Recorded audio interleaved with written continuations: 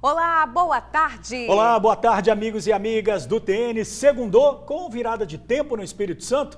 Vamos para o nosso passeio de câmeras ao vivo. Trânsito fluindo bem, sem retenção na Avenida Dante Michelini, em Vitória, na Praia de Camburi. E tempo aí parcialmente nublado, né? Até que está um pouquinho azul ali, mas na maioria do estado está nublado. Seguimos para outro ponto da capital, na altura ali da Praia do Canto. E temos também imagens ao vivo do Litoral Sul, lá em Anchieta. Agora, no giro de câmeras, agora a gente está vendo Anchieta. E Anchieta está mais nubladinho, né? Vamos para a Curva da Jurema, em Vitória. Gente, é o seguinte, hoje tem previsão de chuva em alguns momentos do dia. O vento sopra um pouco mais intenso e as temperaturas devem diminuir em todas as regiões. Capixaba já está bem mais fresquinho, né, nessa segunda-feira. Bastante. Gente, ó, o TN está ao vivo no norte do Espírito Santo, na cidade de Linhares. Georgeval Alves, acusado de estuprar e matar o filho Joaquim, de 3 anos, e o enteado Cauã, de 6, seria julgado hoje no fórum da cidade. Mas o julgamento foi adiado porque os advogados de defesa abandonaram o caso. Suzy Faria, direto de Linhares, atualiza as informações pra gente. Boa tarde para você, Suzy. Boa tarde, Bruna. Boa tarde, George. Boa tarde, amigo do TN. Bruna, apenas uma correção. Eles não abandonaram o caso, abandonaram o plenário em julgamento, alegando que estão sofrendo ameaças de morte e também que o júri está sendo muito parcial nesse caso. Aí, eles abandonaram o plenário. Ainda estão lá dentro, sim, formalizando esse abandono. Tanto que você pode ver que as portas estão fechadas. A capacidade do auditório, que é para 150 pessoas, praticamente lotou. A gente não tem nenhuma manifestação aqui do lado de fora, mas eles estão lá dentro. A promotoria, o Ministério Público, quer falar logo depois que for formalizada essa decisão dos 4 advogados de defesa de Georgeval. E assim vai durar mais um tempinho ainda esse julgamento aqui. E nós vamos voltar com outros detalhes daqui a pouco, direto aqui de Linhares, para dar todas as informações do que está acontecendo lá dentro, no fórum aqui de Linhares. Bruna e George. Combinado, Suzy. Grande expectativa aí para o dia de hoje, né, minha amiga? Até daqui a pouco. Valeu, Suzy. Gente, olha só o que aconteceu durante uma briga de namorados. Bota as imagens aí, por favor. Olha só, o celular jogado na testa da mulher explodiu. A vítima diz que antes disso, ela foi agredida a pauladas. O homem teria ficado irritado porque a namorada saiu sozinha. E, para surpresa de ninguém, absolutamente ninguém, o que aconteceu? O suspeito pagou fiança e foi solto, já está nas ruas, tá? Mais detalhes desse caso a gente vai dar daqui a pouquinho para vocês. Agora coloque essas imagens aí, gente. Uma fatalidade. Um homem perdeu o controle da bicicleta numa ladeira no bairro Ataíde, em Vila Velha. Olha só. E ele bateu em um muro e morreu. Ele morreu depois de cair aí, também passou ali pela meio-fio, né? Atingiu ali o meio-fio, caiu com a bicicleta e morreu. Daqui a pouquinho, todos os detalhes para você. Imagem impressionante mesmo, ele vai direto no muro, né, gente? Daqui a pouquinho a gente volta nesse caso. Agora a gente fala da dengue no Espírito Santo. Uma adolescente de 15 anos morreu e há suspeita de que a jovem foi vítima da doença. A estudante foi levada para o atendimento médico no PA de São Pedro, mas infelizmente não resistiu. A gente lembra que aqui no Espírito Santo, só esse ano, já são 9 mortes confirmadas aí pela dengue. O estado vive uma epidemia, já são milhares de casos. Então daqui a pouquinho a gente também retorna nesse assunto. Falando em saúde, gente, o estado antecipou em uma semana a campanha nacional de vacinação contra a gripe. Aqui começa amanhã, tá? As doses vão estar disponíveis em mais de 700 salas de vacinação. Lembrando que a vacina influenza pode ser tomada junto com outras vacinas, como a bivalente. Tomam a vacina primeiro as pessoas que fazem parte do grupo prioritário, como idosos, crianças e gestantes. Mais de 1,5 milhão de capixabas poderão tomar a vacina contra a gripe. E a previsão é para o fim da campanha no dia 31 de maio, então dá tempo aí de todo mundo tomar a vacina. É isso aí, dá tempo. Agora a gente vai falar da promoção, tá? Que vai dar para você um prêmio de R$ 5.500 para usar em tratamentos estéticos e em salão de beleza. Promoção que continua essa semana, tá, gente? Fique esperto aí. É só contar os selos que nós vamos exibir de hoje, segunda-feira, até sexta-feira. O voucher de R$4.000 vai ser usado na Clínica Interage e mais R$1.500 no Salão de Beleza e Your Concept. Olha o selo aqui do meu ladinho, mas esse aqui não tá valendo, né? Coisa boa, esse não tá valendo, hein, Bruno? O selo que tá aparecendo aqui não vale, mas daqui a pouquinho ele pode entrar numa reportagem, pode tirar esse selo, porque a partir de agora, se ele aparecer, você começa a contar, tá bom? Anote direitinho de hoje até sexta, porque na sexta-feira a gente vai liberar uma linha para você ligar e participar para ganhar esse presentão de beleza. Ô, coisa boa, hein? Intervalo rápido, TN1 já está de volta, não sai daí não. TN1 de volta e já vamos direto para Linhares com a repórter Suzy Faria. Por enquanto, o julgamento do ex-pastor Jorgeval Alves, acusado de matar o filho e o enteado, foi adiado. Ô Suzy, muita revolta aí, claro, no momento em que os advogados abandonaram o plenário. O que eles estão alegando, né, para abandonar esse julgamento agora? Boa tarde para você. Boa tarde. George, o advogado Pedro Henrique Souza Ramos disse o seguinte: ele se sente ameaçado por conta das ameaças que são tanto pelas redes sociais como até pessoalmente. Conversei com um dos advogados lá que compõe essa banca de 4 e ele me disse que a sobrinha do Pedro Ramos teria sido ameaçada na escola. E por conta disso, a OAB sugeriu que ele viesse participar aqui em Linhares desse julgamento sob escolta.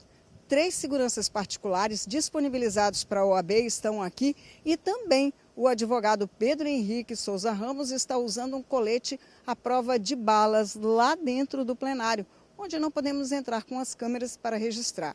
E durante essa fala dele, na hora que entrou, porque o julgamento que estava previsto para começar às 9 horas só começou às 10h30.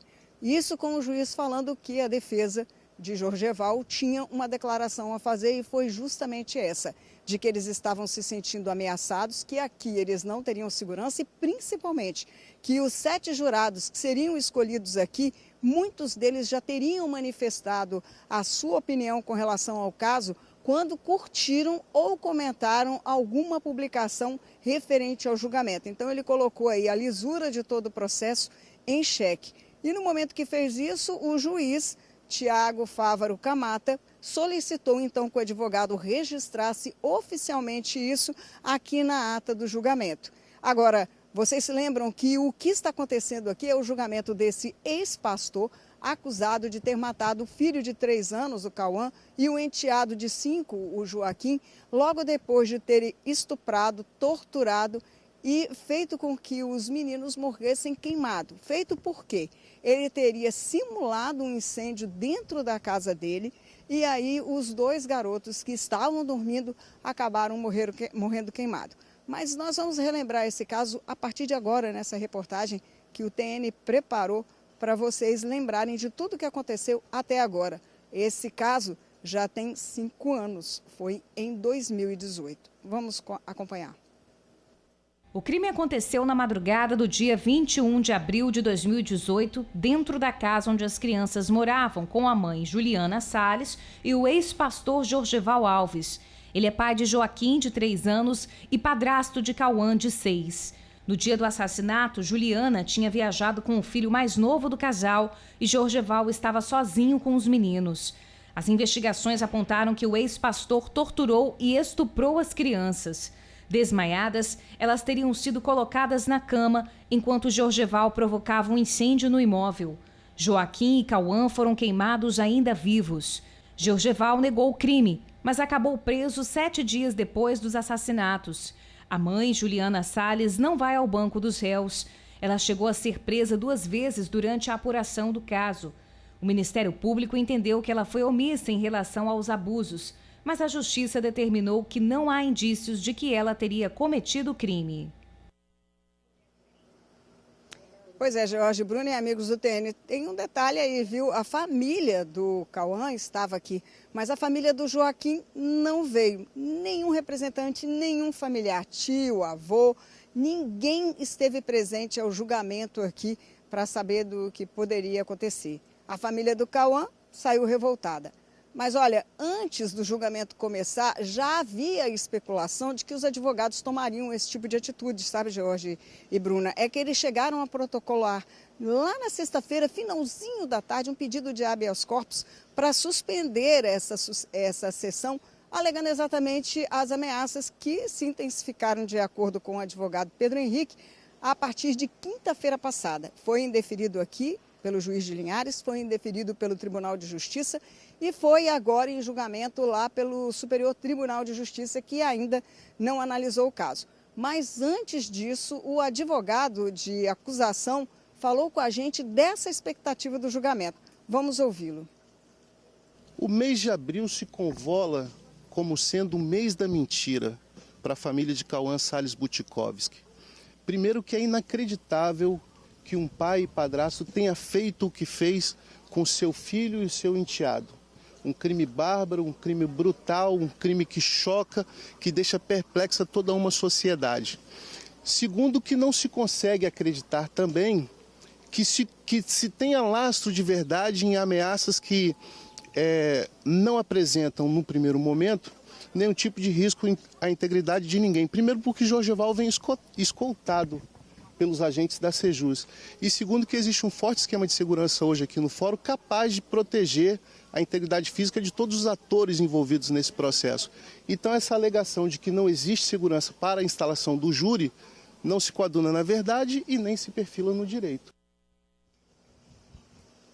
O promotor de justiça, Claudeval França Quitiliano, que está lá dentro acompanhando todo esse julgamento, tudo que está acontecendo, também falou com a gente antes do julgamento e da expectativa que ele tinha. Vamos acompanhar.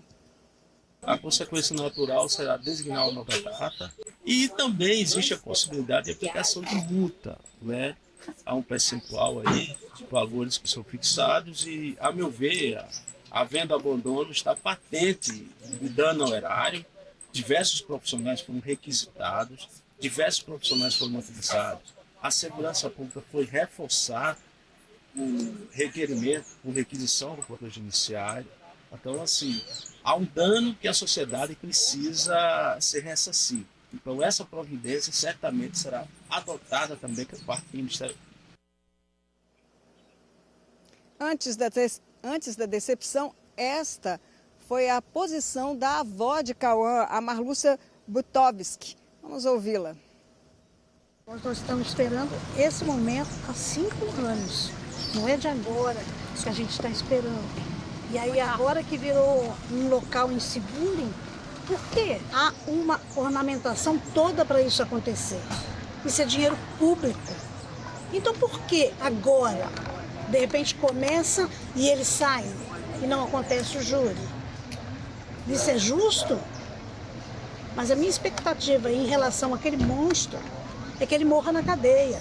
Ele vai ganhar mais de 100 anos de cadeia. Eu sei que não é permitido na nossa lei, mas ele vai. Eu tenho fé e confiança. Ele vai ser julgado na pena máxima do nosso país, que é muito fraca. George, como eu disse antes, o juiz não permitiu que as câmeras fossem lá para dentro para acompanhar o julgamento, mas permitiu que os jornalistas acompanhassem. Eu estive lá e justamente na hora que o advogado de defesa deu as alegações dele, né, sobre a ameaça, a parcialidade dos jurados, nessa hora que ele disse que eles estariam abandonando o plenário naquele momento porque não se sentiam seguros aqui, a família de Cauã, revoltada, saiu ali do plenário do julgamento e saíram dizendo que era uma vergonha e a avó, como ela própria falou, declarou o seguinte: olha, ele é ex-pastor. O pai dele, quando chegou aqui fora e foi conversar com a gente, estava inconsolável, revoltado em ver que, mais uma vez, o julgamento foi adiado. Vamos acompanhar a entrevista que ele deu. Se realmente tivesse imparcialidade, quem está na frente do processo deveria ter tomado as medidas cabíveis. Foi noticiado que eram meras especulações. Eu tenho certeza que foi isso, porque o júri não foi adiado. Então, se foi acontecer, se o juiz que estava à frente do caso deu início à sessão, então era porque eram meras especulações, eles não comprovaram que eles foram ameaçados. Então, assim, eles estão querendo ganhar tempo de alguma certa forma para alguma coisa, entendeu? Então, eu acho que as coisas estão sendo assim muito... E a gente, como família, está sendo abandonado pelo Estado, porque o Estado nunca deu uma assistência psicológica para mim, me colocou dentro da cadeia, e a mãe que estava na situação que foi colocada como uma pessoa que se uniu com ele, foi solta e está aí vivendo aí, e com outra criança do lado. Pois é, olha, o que vocês estão vendo aí agora são os 2 dos 4 advogados de defesa de Jorgeval. Eles saíram ali agora um pouco da sessão e os outros 2, inclusive aquele que faz a defesa principal, que é o Pedro Henrique Souza Ramos, ainda está lá dentro. Essas são as primeiras informações que a gente passa desse julgamento que tudo leva a crer que vai ser adiado, só falta aí o veredito do juiz. George, Bruna. Pois é, Suzy, a gente vai voltar com você para saber realmente aí, já que está tendo toda essa movimentação. Importante lembrar que o advogado de acusação ele levantou 4 pontos principais para a acusação nesse julgamento de hoje, que foi o estupro, teve a presença, vários laudos já comprovaram, do PSA no corpo das crianças, que elas sangraram antes de morrer, ou seja, a casa toda foi limpa antes da chegada da perícia. Houve a presença também de carboxihemoglobina, ou seja, as crianças respiraram fumaça antes de morrer. E um último laudo que foi colocado pela perícia, pela acusação também, a presença de hidrocarboneto. O que é isso? Elementos de combustível presentes durante o incêndio, ou seja, gasolina ou óleo diesel. Isso foi comprovado.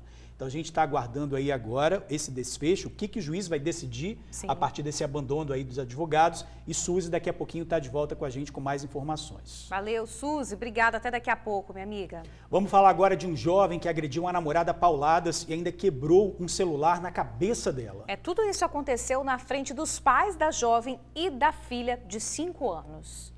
O celular da vítima ficou destruído. O agressor chegou a jogar o aparelho na cabeça da jovem de 18 anos. Ele veio também, quebrou meu celular e veio pra cima de mim. Só que meu pai me segurou ele e ele pegou um pedaço de pau assim e arremessou e bateu na minha cabeça. O suspeito, de 22 anos, ainda quebrou os óculos dela e usou esse pedaço de madeira para agredi-la. Ele ainda segurava uma faca. A vítima conta que engravidou do namorado com 13 anos. Ela tem uma menina de 5 anos e um menino de 2. O casal estava junto há 6 anos. Toda a violência aconteceu na frente dos filhos e dos pais dela. A jovem contou que nesses 6 anos de relacionamento, ela sempre morou com os pais e o namorado com a família dele. Mas sempre estavam juntos e ele sempre muito ciumento.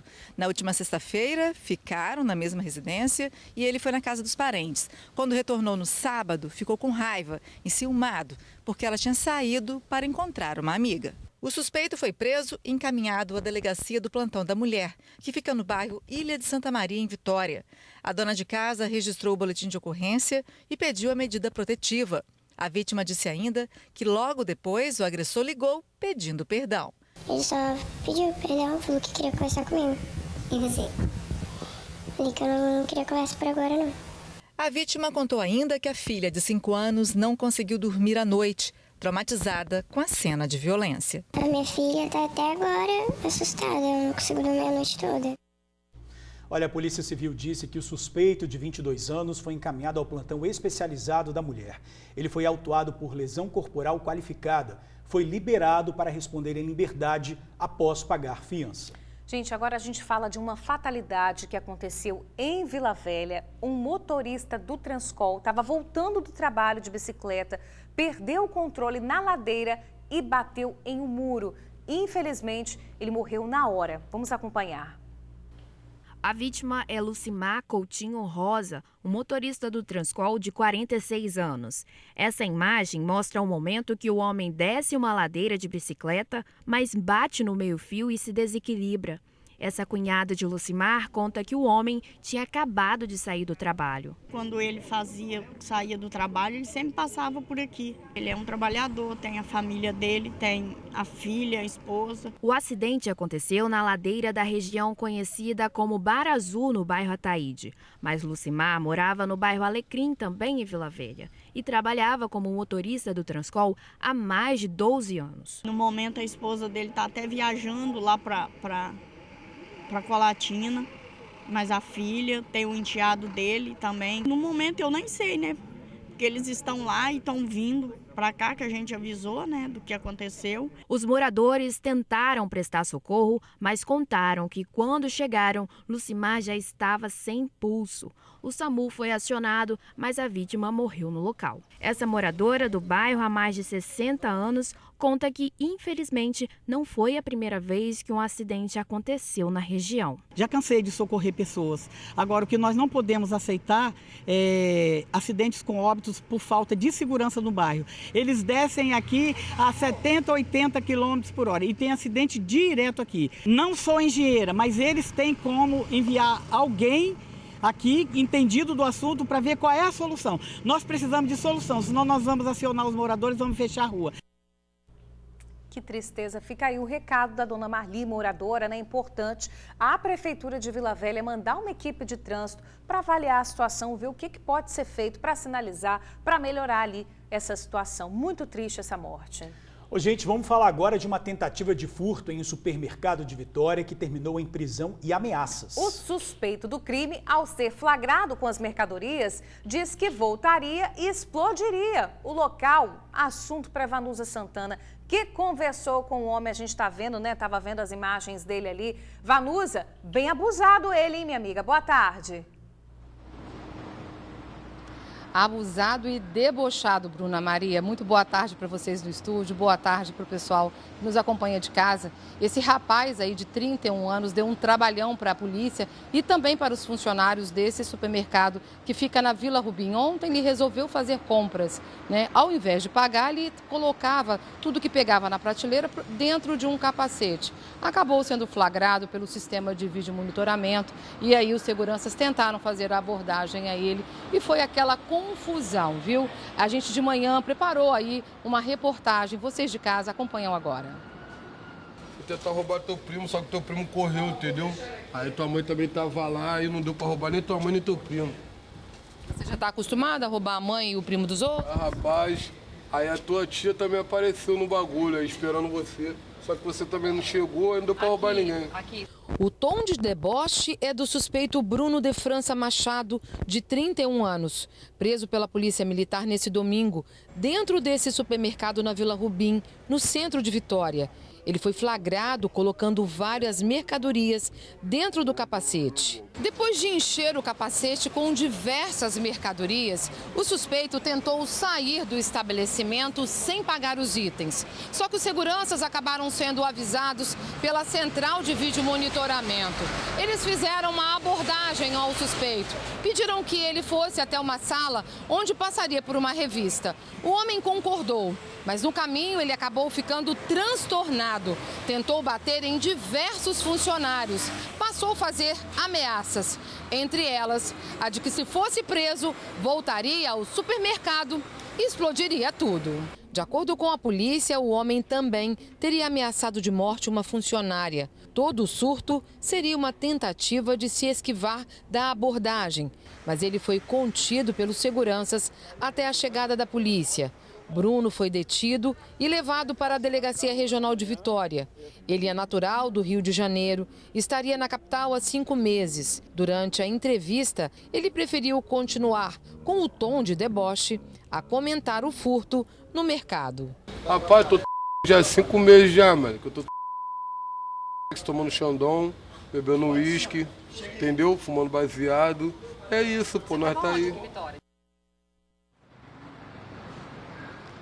Agora tomar champanhe, né, beber qualquer outra bebida aí que não seja água, vai ser difícil agora na cadeia, né? Bem, Ele foi levado, como eu disse aí na reportagem, para a Delegacia Regional de Vitória. Lá ele acabou autuado por roubo. Na manhã de hoje ele foi encaminhado ao presídio capixaba. Bruna e George. Tá certo, Vanusa, obrigada aí pelas informações. Que continue preso, né? Muito debochado, hein? Demais, cara de pau. Valeu, minha amiga. Olha só, gente, 2 jovens foram baleados em Vila Velha na madrugada deste domingo. Um deles durante uma tentativa de roubo. O outro foi atingido por 3 tiros em Riviera da Barra, região que nos últimos dias tem sido marcada aí por assassinatos e tiroteios. A marca de um dos tiros ficou no portão deste imóvel, que fica em frente à pracinha do bairro Riviera da Barra, em Vila Velha. A tentativa de homicídio aconteceu na madrugada deste domingo. O jovem de 18 anos foi baleado com 3 tiros, um no braço, um na perna e outro nas nádegas. Ele chegou a contar à polícia que os 2 criminosos passaram em uma bicicleta e atiraram em direção a ele. Disse ainda que não conhece os suspeitos. De acordo com a Polícia Militar, a vítima foi socorrida para a UPA e depois transferida para o Hospital Antônio Bezerra de Faria.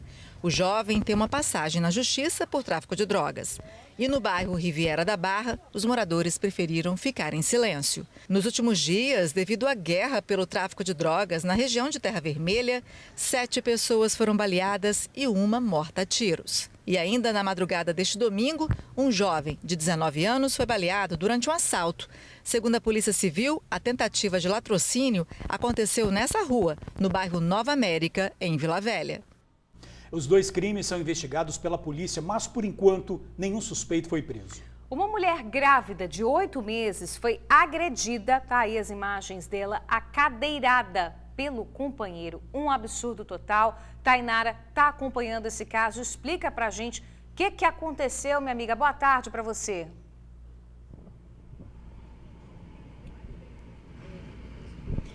Ei, Bruna, boa tarde. Boa tarde também, George, pessoal de casa. Pois é, grávida de 8 meses e ao lado do seu filhinho de 2 anos. E tudo isso porque o marido dela, né, o agressor, arrumou uma confusão na rua com a vizinha e a mulher, que não tinha nada a ver com isso, acabou pagando a conta. Porque ele chegou em casa estressado, simplesmente quis descontar nela. Nós conversamos com ela, é um depoimento emocionante, porque ela conta que não é a primeira vez. Nós vimos aí a Manu também trazendo um caso de violência doméstica e agora mais uma mulher que vem sofrendo na mão desse agressor e nós vamos conferir aí a sonora dela. A vítima é uma jovem de apenas 19 anos. Ainda abalada, ela mostra as regiões do corpo que foram atingidas durante as agressões na tarde do último domingo. Ele me deu a cadeirada no meu braço, puxou de cabelo e arranhou nos braços. Pegou e queria sentar a cadeirada em mim, né? Só que na minha barriga. O homem ficou alterado depois de uma briga que teve no meio da rua, mas a vítima mesmo nem teve relação com o caso. A discussão aconteceu entre o homem e a vizinha, mas mesmo assim ele chegou em casa tão bravo que quis descontar na mulher, que além de estar grávida de 8 meses, estava ao lado do filho de apenas 2 anos. A vítima ainda conta que essa não foi a única vez que foi vítima de violência. Sempre que o marido usava drogas, essa cena se repetia. Já é a 10ª e última vez. Ele só me dava uns empurrão só, mais nada. Aí fui piorando mais. O agressor é Diogo Miranda, de 22 anos. Após a chegada dos militares, ele ainda reagiu, tentando agredir os policiais. Ele estava alterado, peguei e conversei com a policial lá. Ficou querendo sair da negócio para poder bater no meu pai, né? Ele não conseguiu porque os policiais deu um jeito nele.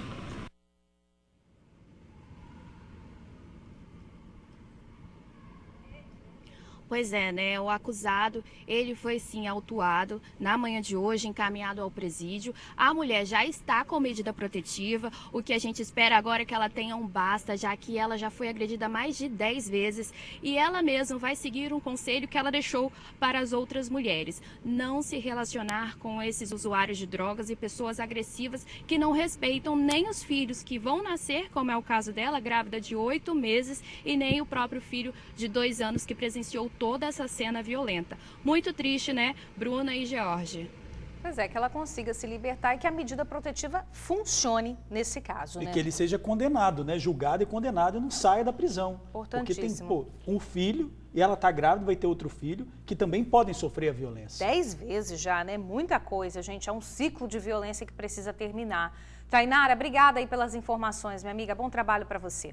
Gente, olha só o que aconteceu em Vila Velha. Marido e mulher se envolveram em um acidente de trânsito. Pois é, um susto danado. Eles estavam de moto e numa tentativa de ultrapassar, acabaram caindo embaixo do ônibus.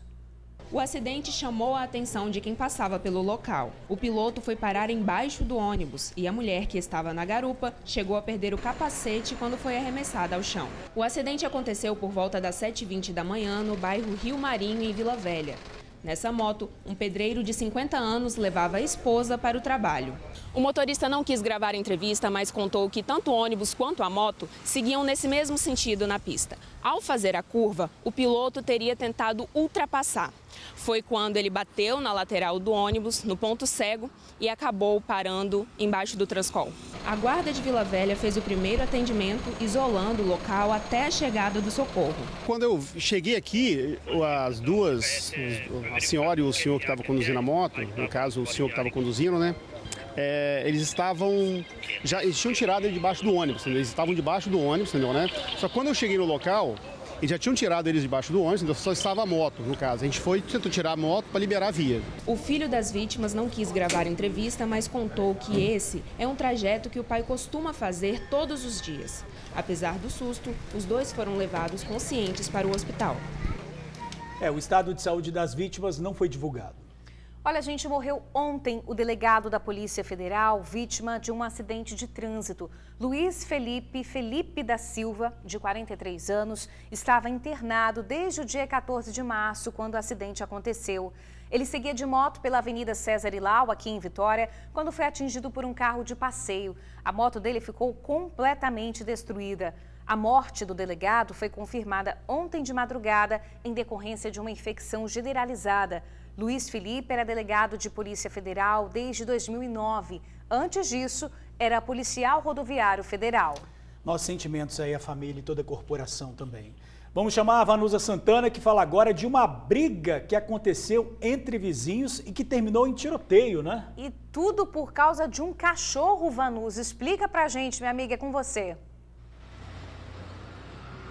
Pois é, o nome do cachorro é Leão. Ele vive ali na rua, no bairro do Arli Santos, mas é cuidado por uma das pessoas que mora ali, vizinha do rapaz que acabou aí baleado nesse domingo. Ele chegava do trabalho por volta de meio-dia, 1h da tarde, havia trabalhado a manhã toda, estava de bicicleta. E aí, quando ele foi se aproximando de casa, o Leão, o cachorro, começou a correr atrás dele e tentar mordê-lo. Ele parou a bike, segundo ele, e tentou pegar uma pedra ali, né, meio que para fingir que jogaria nele. Foi nesse momento que o agressor, né, o rapaz que acabou atirando nele, viu essa cena, não gostou nada, começou ali uma discussão com a vítima, os dois discutiram, ele tentou falar que não ia jogar a pedra, mas que ia só tentar dar um susto para ele parar de ficar avançando nele ali em cima da bicicleta. Foi quando o agressor foi até em casa, pegou uma arma, segundo a vítima, e acabou atirando aí, dando um tiro no momento em que ele pedalava, ou seja, foi um tiro dado pelas costas desse rapaz que é autônomo, né? Ele tem 41 anos e acabou acertando o braço dele, né? Mesmo ferido, esse rapaz, esse autônomo, ele pegou a bicicleta, foi pedalando até o pronto atendimento da Glória. Lá ele recebeu os primeiros cuidados, né? Recebeu os atendimentos médicos, já está fora de perigo, não foi um tiro que entrou no braço e saiu. E logo depois de atirar, segundo a vítima ainda, a pessoa que atirou, o rapaz que atirou, teria fugido lá do bairro. Eles são vizinhos há muito tempo, moram ali no bairro da Arli Santos e aconteceu essa tragédia aí. Por pouco não acontece nada pior, né, do que isso. Se o tiro pegasse em outro local, né, a gente não sabe o que poderia acontecer. Mas, enfim, né, até agora a polícia não encontrou. A gente entrou, inclusive, Bruna e George, em contato com a Polícia Civil justamente para saber, né, o que acontece agora. A polícia disse que, até o momento, nenhuma pessoa foi encontrada, foi detida. E esse caso seguirá investigado pela Delegacia de Homicídios e Proteção à Pessoa de Vila Velha. Bruno e George. Obrigada, Vanusa, pelas informações. Valeu, minha amiga. Muita intolerância, né? Gerando aí violência. Olha só, 4 pessoas foram presas depois de serem flagradas embalando drogas no Morro do Quiabo, em Cariacica. Com eles, a Polícia Militar apreendeu maconha, cocaína e cafeína, substância usada para aumentar o volume da cocaína. Foi durante um patrulhamento no Morro do Quiabo que os militares localizaram os suspeitos, no momento em que eles embalavam as drogas. Avistamos 4 indivíduos que, ao presenciar a presença da viatura no local, empreenderam fuga. E então, nesse momento, desembarcamos e fizemos o acompanhamento a pé. E quando eles adentraram passaram por uma residência, localizamos parte dos entorpecentes jogados no chão e em cima do muro também tinha parte de entorpecentes. Fizemos cerco, conseguimos e detivemos os 4 que estavam no local e apreendemos o restante das drogas que foi localizado. Os 3 suspeitos foram autuados por tráfico de drogas, associação para o tráfico de drogas e corrupção de menores. Eles foram encaminhados para o presídio. Já o adolescente de 16 anos assinou um boletim de ocorrência circunstanciado e foi reintegrado à família. Agora o assunto é a epidemia de dengue aqui no estado. Esse ano, 19 pessoas já morreram por causa da doença. Pois é, Bruna, nesse fim de semana, um adolescente teria sido mais uma vítima. Vamos chamar a repórter Tainara, que traz as informações pra gente. Ô, Tainara, essa suspeita ainda está sendo apurada, né?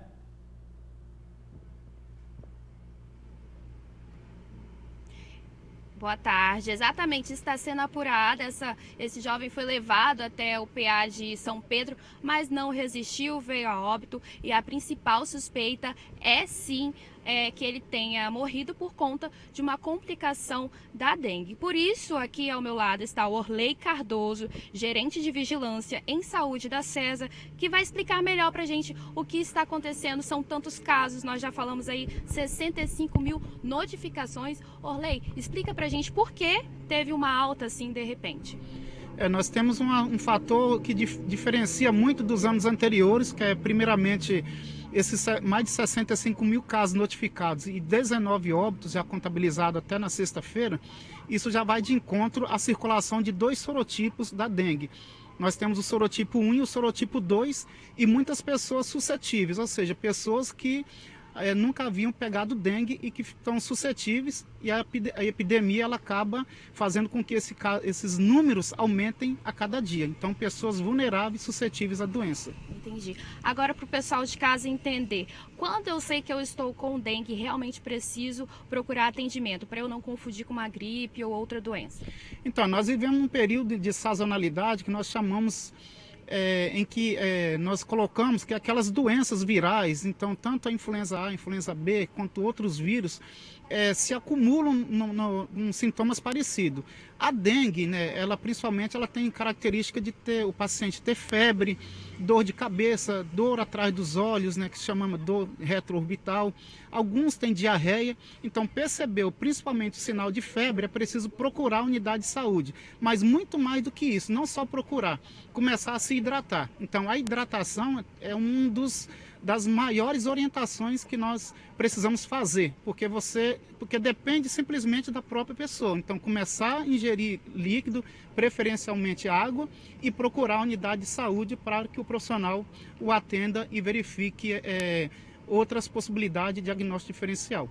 Certo. E para a gente entender, como a gente teve o caso do adolescente de 15 anos, tem tido muito caso em crianças e adolescentes? Nós temos uma quantitativa de casos que são mesclados nesse momento, então nós não temos uma faixa etária exclusiva, né, ainda adquirindo, mas de adoecimento nós temos muitas crianças, né, adoecendo, e aí isso no diagnóstico é importante porque é onde diferencia se é dengue ou se é uma outra doença que tem uma característica semelhante, mas as crianças e os idosos são um público mais suscetíveis aí também à questão da arbovirose em relação às complicações. Tá joia, muito obrigada, Orley, por falar conosco, esclarecer, e fica o alerta, nós já sabemos de não deixar água parada, cuidar aí no nosso quintal, na nossa casa, porque nós já vimos os adolescentes, crianças e idosos são os alvos para essa doença aí que está matando. Bruna, George.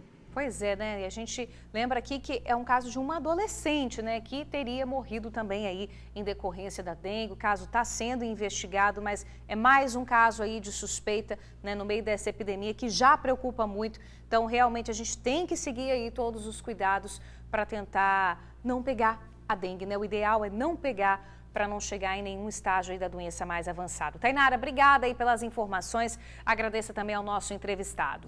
Ô, gente, vamos voltar a Linhares, onde hoje aconteceria o julgamento do ex-pastor Georgival Alves, né? Esse julgamento foi suspenso por enquanto. Vamos chamar a Suzy Faria. Por quê, né, Suzy? Os advogados de defesa de Georgival abandonaram o plenário. Era uma informação que já corria durante o fim de semana. Várias pessoas que chegaram lá cedo, tanto o advogado de acusação, quanto a avó das crianças, o pai deles também, né, estavam falando revoltados sobre essa situação. O que o juiz já definiu que vai ser feito a partir de agora, a partir desse abandono dos advogados de acusação, Suzy?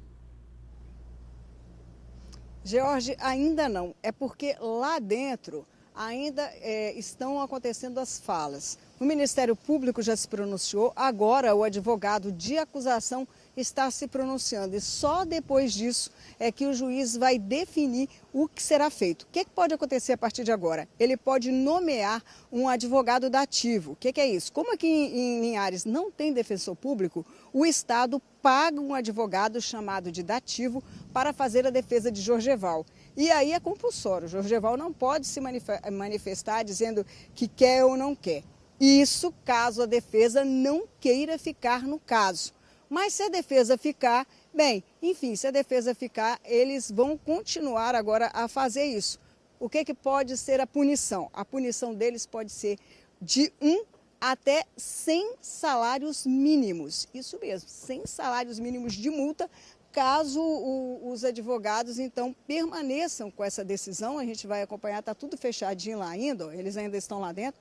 Caso os advogados de defesa continuem alegando essa falta de segurança. Então, o juiz pode nomear um advogado, o juiz pode multar o que vai acontecer, né? Agora a gente tem que saber a multa.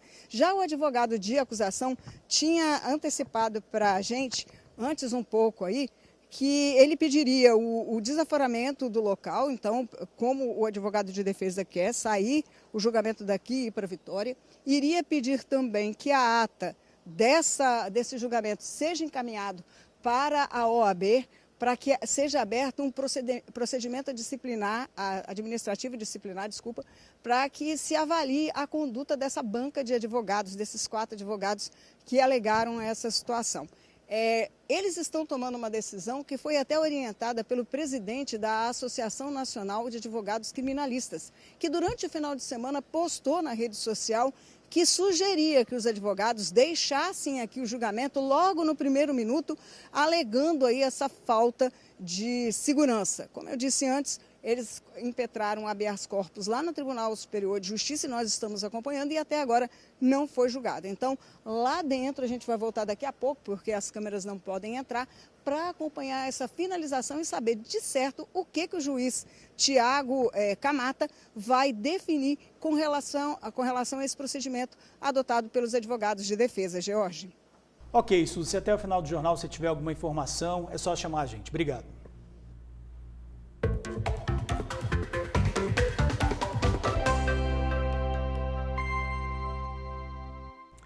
Rodou a vinheta, semana começando aí com oportunidade de emprego. Cine de Vitória tem 206 vagas. Auxiliar de cozinha, ajudante de obras, eletricista, pintor, pedagogo, garçom de bar e muito mais. Você pode ver os detalhes no site trabalhavix.vitoria.es.gov.br e boa sorte.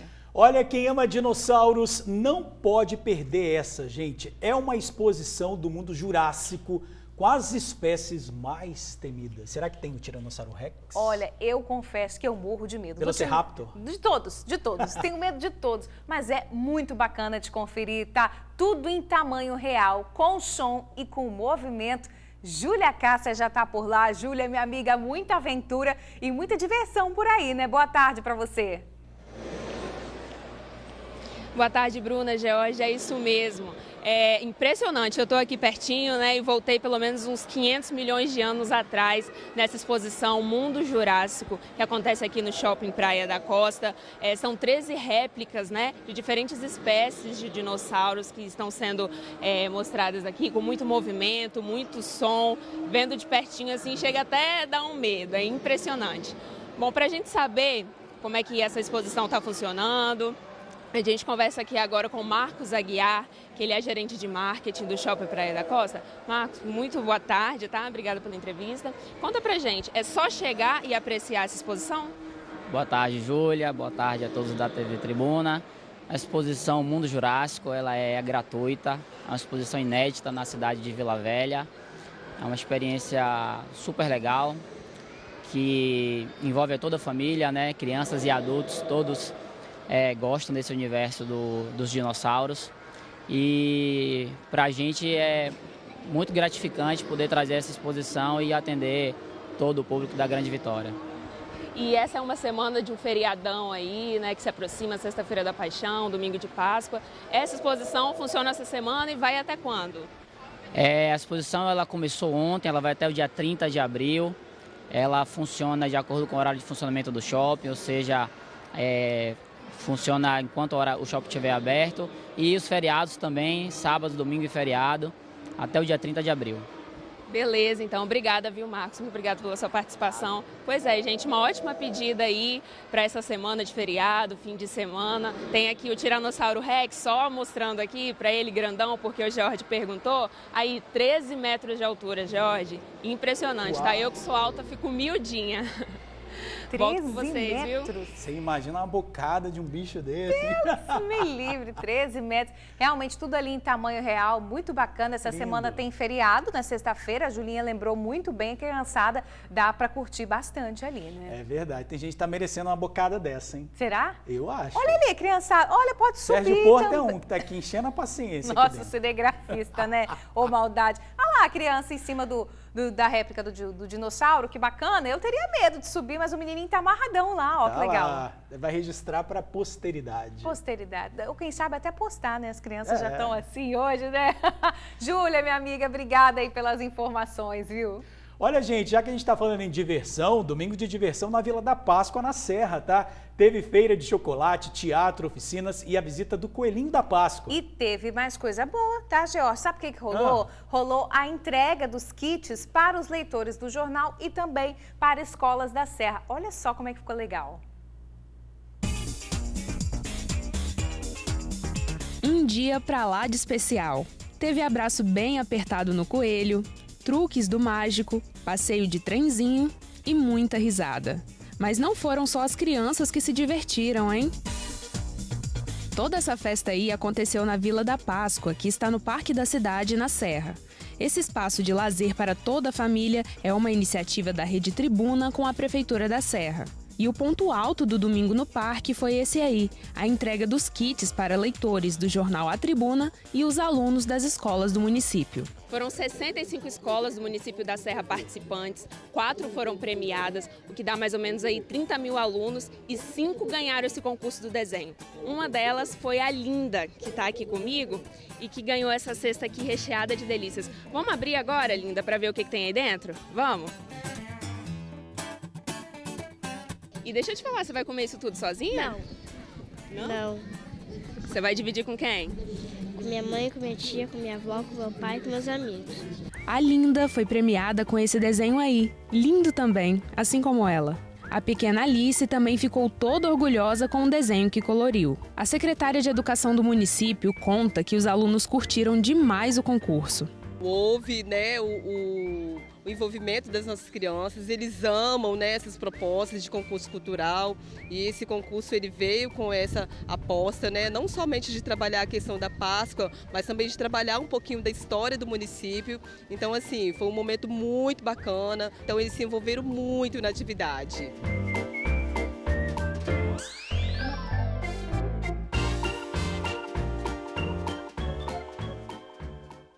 Que delícia de festa, hein? Babei naqueles kits de chocolate, Bruno. Não, é delícia, adoro. Olha só, muito bom. Mas a diversão lá na Vila da Páscoa continua, tá, gente? Fica no Parque da Cidade, em Laranjeiras, até o dia 7 de abril, domingo de Páscoa. Então dá tempo de se programar e levar a criançada para lá. Uma delícia! Bom, vamos para o nosso intervalo, mas antes, imagens ao vivo da praia de Piúma, no sul do estado. Olha só, olha como é que tá o mar, hein? Tá mexido, Bem mexido, hein? Daqui a pouquinho a gente já volta, um instante só.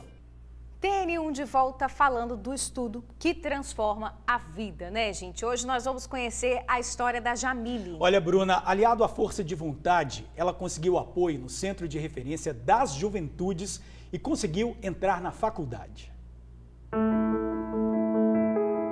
Jamile é uma jovem de 19 anos apaixonada pelos estudos. Passou em primeiro lugar no curso de fisioterapia em uma faculdade particular. E também foi aprovada na UFES no curso de Letras Português. Mesmo ganhando bolsa para cursar na área da saúde, a poetisa escolheu a Universidade Federal do Espírito Santo. Eu não esperava. Na verdade, eu estudei bastante para isso.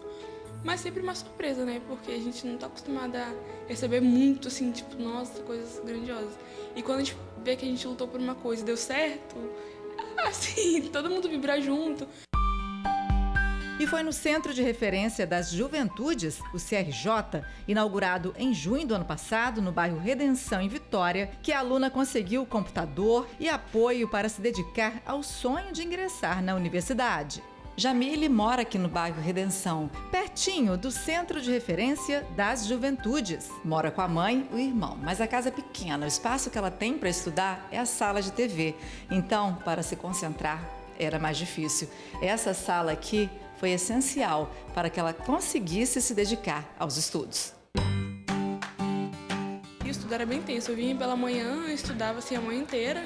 Aí voltava para casa para almoçar e voltava para casa. Ficava aqui a parte toda da tarde também estudando. E para mim é um espaço assim especial, totalmente. Além da sala de estudo, o CRJ tem espaço para informática, oferece oficinas como dança e música. O objetivo é atender adolescentes e jovens entre 15 e 24 anos que vivem em bairros carentes. No Espírito Santo, são 14 espaços como este. O CRJ é um programa do Estado presente em defesa da vida e que atende mais de 1.200 jovens mensalmente. E o CRJ de São Pedro, o CRJ do Território do Bem e os outros CRJs também, nós temos 14 CRJs no Estado do Espírito Santo. Ele é voltado às políticas públicas para a juventude do nosso Estado. Oportunidade que Jamile aproveitou e ainda vai usar para concluir o curso de letras. A universitária sabe na pele a dificuldade e o preconceito que o jovem da periferia sofre e mostra que não existe barreiras para a realização de sonhos. Não tem nenhuma assim, pílula mágica, o negócio é estudar e ir atrás do que você quer, se dedicar, porque pra gente o corre é 10 vezes dobrado do que pra uma outra pessoa que já tem essa facilidade, que já veio de peso de ouro, né, que a gente fala. Pra quem veio da periferia é tudo mais complicado. Pra gente que é mulher, que é preta, então, ixi, o corre é dobrado, assim que a gente fala. E é isso, estudar e ir atrás, porque a gente vai realmente remar contra a maré, né? Desistir. Não desistir, com certeza. Jamile é uma inspiração para a amiga Yasmin.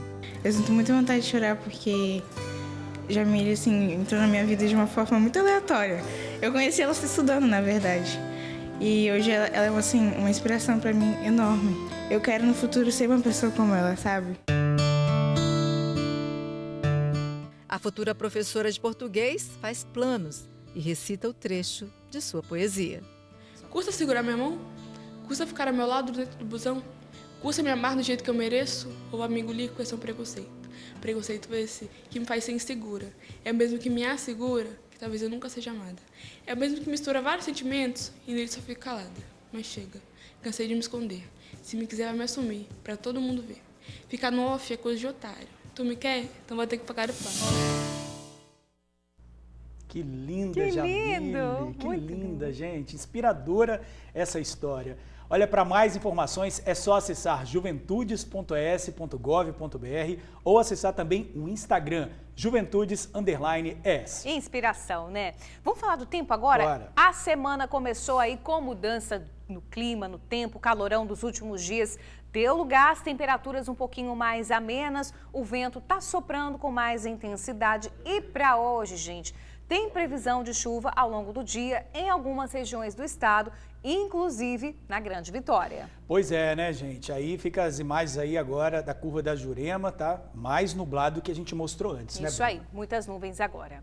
A gente se despede com a alegria de sempre. O TN1 volta amanhã ao meio-dia com prestação de serviço, com segurança, com saúde. O dia a dia dos capixabas, claro, você vê aqui. Mas na TV Tribuna SBT tem notícias do Espírito Santo, ao vivo ao longo de toda a nossa programação. Tem o Minuto TN que completa hoje uma semana.